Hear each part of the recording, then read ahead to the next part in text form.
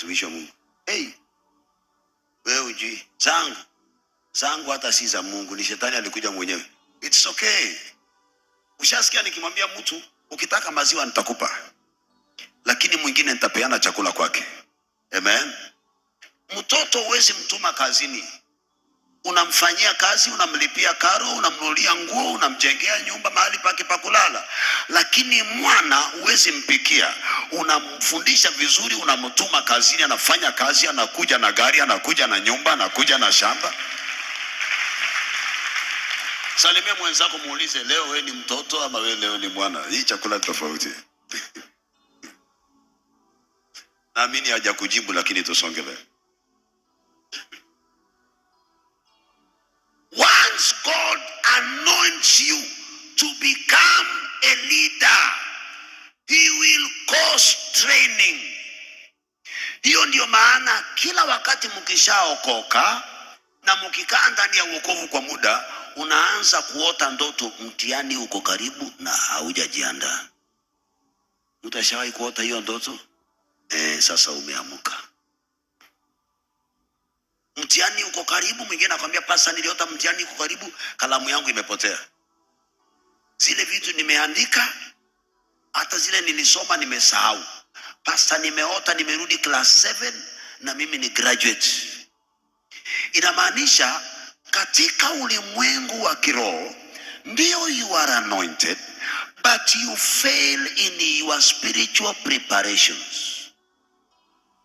Maana hizo mitihani unazoona usiku huwa zinakujanga mchana, na kwa sababu ya ill preparation haujawahi pita hata ngapi? Hata moja. Na ulipoanguka hiyo moja ukavunjika moyo, na ulipovunjika moyo ulirudi kwa ile darasa ya chini, sio mahali uliangukia. Na ukarudi kwa hiyo darasa ya chini pia ukaanguka, na ukavunjika moyo, na ukateremuka chini, na ukateremuka chini. Si kwamba hauna mafuta uko nayo, lakini mitihani imekushinda. Pastor, nimeota mimi ni mhubiri mzuri, lakini ukishika Biblia hivi unasoma, baba akamwambia Esau, niletee nyama nikule, nenda uwinde mnyama unipikie ile nipendaye, nikubariki kabla sijakufa. Esau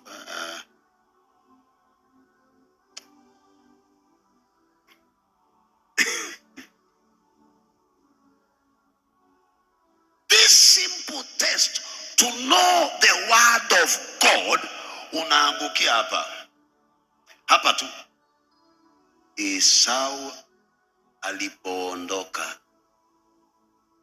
mara tu Rebeka akamuita Yakobo, kwa maana Isaka alipoongea na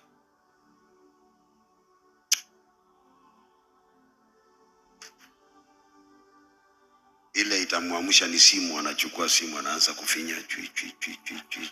Hapo ako macho.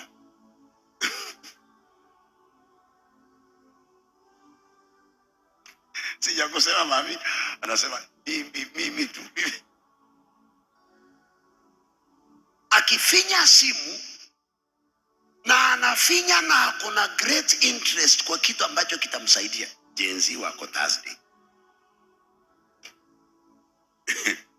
Na anafuatilia, lakini ile ya kumpa chakula cha maisha yake, akishika hivi mtihani huo mdogo, anakaa kama Tom and Jerry. Na Rebeka akamwambia Yakobo, hii pastor shatufundisha, mwanangu, sikiza kile ninachokuambia, fanya vile nilivyo. Hii pastor shasema, fanya vile nilivyosema. Kisha Yakobo akaondoka. Simu inalia titiri. Utamaliza wanawa, hakuna kitu umefanya, lakini utakumbuka umefanya nini kwa simu, lakini kile umefanya kwa Biblia haukumbuki. Amen. And this Bible, the word is the spiritual food. Lakini simu itakuja kukuweka mpaka kwenye tala, utaanza kukopa hapo kwenye tala.